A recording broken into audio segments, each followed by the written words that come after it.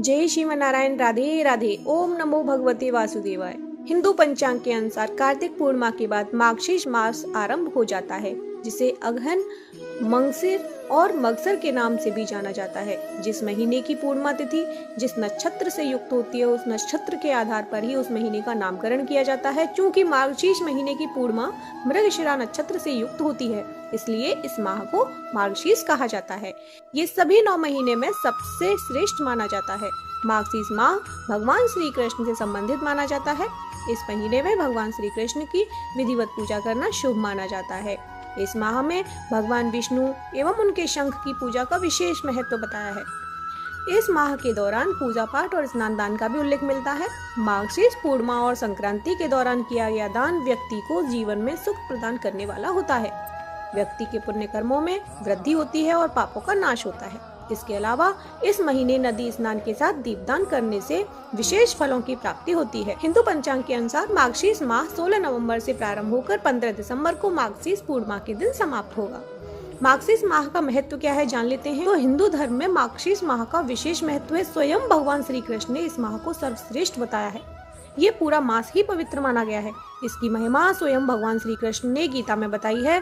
गीता के 10वें अध्याय के 35वें श्लोक में भगवान श्री कृष्ण ने कहा है, वृहत साम तथा सामनाम गायत्री छंद सामहम मासा नाम मार्गशीर्ष अहम ऋतु नाम कुसुमाकरः। अर्थात गायन करने योग्य श्रुतियों में मैं वृहत साम और छंदों में मैं गायत्री छंद हूँ तथा महीनों में मार्गशीर्ष और ऋतुओं में बसंत हूँ।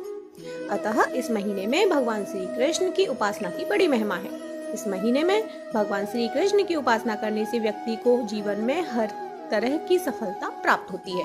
इस महीने में भगवान श्री कृष्ण की उपासना करने से व्यक्ति को जीवन में हर तरह की सफलता प्राप्त होती है और वो हर तरह के संकट से बाहर निकलने में सक्षम होता है। शास्त्रों में कहा गया है, मासोनम मार्गशीर्षोहम, यानी मार्गशीर्ष के समान कोई दूसरा शुभ महीना नहीं है। इसके अलावा अगहन मास से यानी मार्गशीर्ष मास से ही सतयुग का आरंभ हुआ था। इसी के कारण इस माह श्री कृष्ण के साथ साथ अन्य देवी देवताओं की पूजा करने से भी शुभ फलों की प्राप्ति होती है। सतयुग में देवों ने वर्ष का आरंभ मार्गशीर्ष कृष्ण पक्ष की प्रतिपदा तिथि से ही किया था। साथ ही ऋषि कश्यप ने भी इसी महीने के दौरान कश्मीर नामक जगह की स्थापना की थी, जो कि इस समय भारत का अभिन्न अंग है।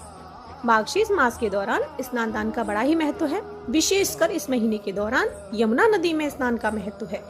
मार्गशीर्ष महीने के दौरान यमुना नदी में स्नान करने से भगवान सहज ही प्राप्त होते हैं।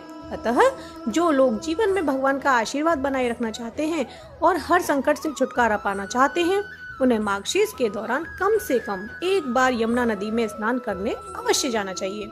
लेकिन जिन लोगों के लिए ऐसा करना संभव नहीं है, वे लोग घर पर ही अपने स्नान के पानी में थोड़ा सा पवित्र जल मिलाकर स्नान कर लें। मार्गशीर्ष के दौरान सुबह जल्दी उठकर स्नान से पवित्र होकर भगवान का ध्यान करना चाहिए और उनकी पूजा अर्चना करनी चाहिए। स्नान से पहले तुलसी की जड़ की मिट्टी से भी स्नान करें, यानी अपने शरीर पर उसका लेप लगाएं और लेप लगाने के कुछ देर बाद पानी से स्नान करें। साथ ही स्नान के समय ओम नमो भगवते नारायणाय या गायत्री मंत्र का जाप करें। अगहन माह में हर दिन श्री कृष्ण के बाल स्वरूप की बाल गोपाल की पूजा करनी चाहिए। रोजाना शंख में जल या दूध भरकर अभिषेक करना चाहिए। इसके साथ ही बाल गोपाल को तुलसी, मोरपंख आदि चढ़ाना चाहिए। इसके साथ ही पीली मिठाई, माखन, मिश्री चढ़ाएं। ऐसा करने से हर तरह के दोष से छुटकारा मिल जाता है। इस मौसम में शीतलहर आरंभ हो जाती है, अतः गर्म कपड़े, कंबल, मौसमी फल, शैया, भोजन और अन्नदान का विशेष महत्व है। साथ ही इस माह में पूजा संबंधी सामग्री जैसे आसन, तुलसी माला, चंदन, पूजा की प्रतिमा, मोरपंख, जल कलश, आचमनी, पीताम्बर, दीपक आदि का विधान करना शुभ माना गया है। मार्गशीर्ष मास में भगवान श्री कृष्ण के बाल स्वरूप यानी बाल गोपाल की विधिवत पूजा करनी चाहिए। बाल गोपाल को गंगा जल, पंचामृत या शुद्ध जल से स्नान कराएं, उनको नए वस्त्र पहनाएं, श्रृंगार करें, उनको तुलसी, जनेऊ, चंदन, अच्छत चढ़ाएं। लड्डू गोपाल को माखन मिश्री का भोग लगाएं। घी का दीपक जलाकर कृं कृष्णाय नमः, ओम भगवते गोविंदाय, ओम नमो भगवते नंदपुत्राय या ओम कृष्णाय गोविंदाय नमो नमः, ओम नमो भगवते वासुदेवाय आदि मंत्रों का जाप करें, आरती करें। भगवान श्री कृष्ण के बाल स्वरूप की कथाएं सुनें, सबको सुनाएं। जितनी हो सके भगवत चर्चा करें, आरती करें और भूल चूक की माफी मांगें। प्रभु श्री कृष्ण ने गोपियों के साथ बहुत सी लीलाएं की हैं। श्री कृष्ण गोपियों की मटकी फोड़ते, माखन चुराते और गोपियां श्री कृष्ण का उलाहना लेकर यशोदा मैया के पास जाती। ऐसा बहुत बार हुआ। तो इसी से संबंधित भगवान कृष्ण की एक मनमोहनी सी पावन कथा इस पावन मास में श्रवण करते हैं। तो प्रेम से बोलिए जय कन्हैया लाल की जय, श्रीमन नारायण, राधे राधे। एक बार की बात है, यशोदा मैया प्रभु श्री कृष्ण के उलाहनों से तंग आ गई और छड़ी लेकर श्री कृष्ण की ओर दौड़ी। जब प्रभु ने मैया को क्रोध में देखा तो वह अपना बचाव करने के लिए भागने लगे। भागते भागते श्री कृष्ण कुम्हार के पास पहुंचे। कुम्हार तो अपने मिट्टी के घड़े बनाने में व्यस्त था, लेकिन जैसे ही कुम्हार ने श्री कृष्ण को देखा तो वह बहुत प्रसन्न हुआ। कुम्हार जानता था कि श्री कृष्ण साक्षात परमेश्वर हैं। जब प्रभु ने कुम्हार से कहा कि कुम्हार जी, आज मेरी मैया मुझ पर बहुत क्रोधित है, मैया छड़ी लेकर मेरे पीछे आ रही है, भैया मुझे कहीं छुपा लो। तब कुम्हार ने श्री कृष्ण को बड़े से मटके के नीचे छुपा दिया। कुछ ही क्षणों में मैया यशोदा भी वहां आ गई और कुम्हार से पूछने लगी, क्यों रे कुम्हार, तूने मेरे कन्हैया को कहीं देखा है क्या? कुम्हार ने कह दिया, नहीं मैया, मैंने कन्हैया को नहीं देखा। श्री कृष्ण यह सब बातें बड़े से घड़े के नीचे छुपकर सुन रहे थे। मैया तो वहां से चली गई।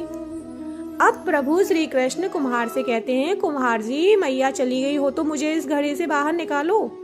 कुम्हार बोला, ऐसे नहीं प्रभु जी, पहले मुझे 84 लाख योनियों के बंधन से मुक्त करने का वचन दो। भगवान मुस्कुराए और कहा, ठीक है, मैं तुम्हें 84 लाख योनियों से मुक्त करने का वचन देता हूँ, अब तो मुझे बाहर निकाल दो। कुम्हार कहने लगा, मुझे अकेले नहीं प्रभु जी, मेरे परिवार के सभी लोगों को भी 84 लाख योनियों के बंधन से मुक्त करने का वचन दोगे तो ही मैं आपको इस घड़े से बाहर निकालूंगा। प्रभु जी कहते हैं, चलो ठीक है, उनको भी 84 लाख योनियों के बंधन से मुक्त होने का मैं वचन देता हूँ, अब तो मुझे घड़े से बाहर निकाल दो। अब कुम्हार कहता है, बस प्रभु जी, एक विनती और है, उसे भी पूरा करने का वचन दे दो तो मैं आपको घड़े से बाहर निकालूंगा। भगवान बोले, वो भी बता दे, क्या कहना चाहते हो? कुम्हार कहने लगा, प्रभु जी, जिस घड़े के नीचे आप छुपे हो उसकी मिट्टी मेरे बैलों के ऊपर लाद के लाई गई है, मेरे इन बैलों को भी 84 के बंधन से मुक्त करने का वचन दो। भगवान ने कुम्हार के प्रेम पर प्रसन्न होकर उन बैलों को भी 84 के बंधन से मुक्त होने का वचन दिया। प्रभु बोले, अब तो तुम्हारी सब इच्छा पूरी हो गई, अब तो मुझे घड़े से बाहर निकाल दो। तब कुम्हार कहता है, अभी नहीं भगवान, बस एक और अंतिम इच्छा है, उसे भी पूरा कर दीजिए, और वह यह है कि जो भी प्राणी हम दोनों के बीच के संवाद को सुनेगा उसे भी आप 84 लाख योनियों के बंधन से मुक्त करोगे। बस यह वचन दे दो तो मैं आपको इस घड़े से बाहर निकाल दूंगा। कुम्हार की प्रेम भरी बातों को सुनकर प्रभु श्री कृष्ण बहुत खुश हुए और कुम्हार की इस इच्छा को भी पूरा करने का वचन दिया। फिर कुम्हार ने बाल श्री कृष्ण को घड़े से बाहर निकाल दिया, उनके चरणों में साष्टांग प्रणाम किया, प्रभु जी के चरण धोए और चरणामृत लिया, अपनी पूरी झोंपड़ी में चरणामृत का छिड़काव किया और प्रभु जी के गले लगकर इतना रोए कि प्रभु में ही विलीन हो गए। जरा सोचिए, जो बाल श्री कृष्ण 7 कोस लंबे चौड़े गोवर्धन पर्वत को अपनी एक छोटी सी उंगली पर उठा सकते हैं, तो क्या वो एक घड़ा नहीं उठा सकते थे? उठा सकते थे, लेकिन बिना प्रेम रीझे नहीं नटवर नंद किशोर। कोई कितने भी यज्ञ करे, कितने भी अनुष्ठान करे, कितना भी दान करे, चाहे कितनी भी भक्ति करे, लेकिन जब तक मन में प्राणी मात्र के लिए प्रेम नहीं होगा, प्रभु श्री कृष्ण मिल नहीं सकते।